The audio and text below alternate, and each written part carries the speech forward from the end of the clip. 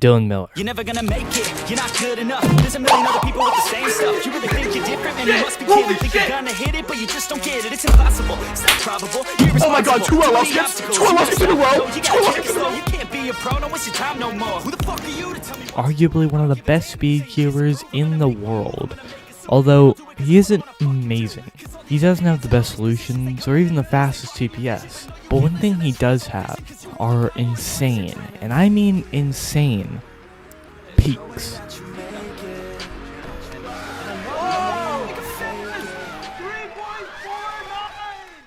And peaks can include anything from a one-time really fast single to even a really fast average. But one thing to know about these really fast peaks is that they don't last. They are normally just 1 or 2 really lucky scrambles that happen to be done well.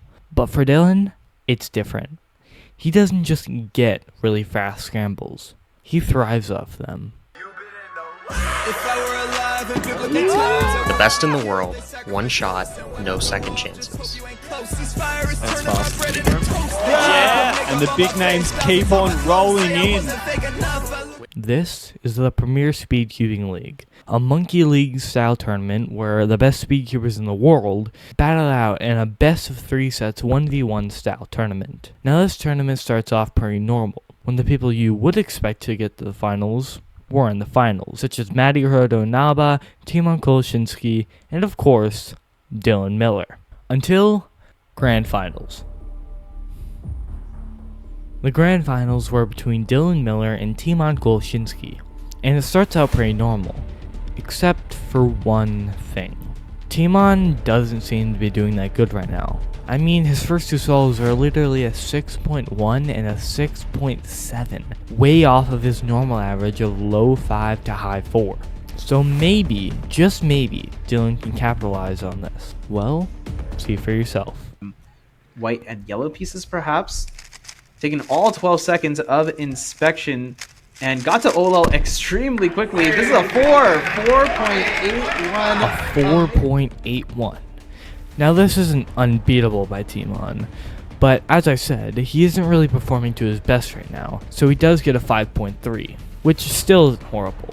But then, on the very next solve, this happened. He's going to need to do something very similar to what he found in that last solve if he wants to get a chance at resetting the bracket. 4.57! Oh my goodness! That was 4.5. This not only wins him the set, but also gives him momentum into the next one. Now, to start off this next solve, Timon gets a 5.96. Pretty beatable by Dylan, but not guaranteed. But what happens next is the craziest, most bizarre thing to ever happen in speedcubing. And, you know, he's got the hot hand right now, and sometimes when you're solving well, you just want to keep going. Maybe that's what Dylan's trying to channel. And another... Oh! My goodness! 3.49! Dylan Miller with a 3.49, a sub 3.49. This not only is the best solve of the entire Premier Speedcubing League, but it also beats that title by a whole 0.4 seconds. Now the rest of the set actually doesn't go that well for Dylan, with him losing the next 3 solves consecutively. And then he loses to a clean sweep. At this point the score is 2-1, and Timon just needs to win 1 more set, and he becomes the grand champion of the Premier Speedcubing League. But that doesn't happen.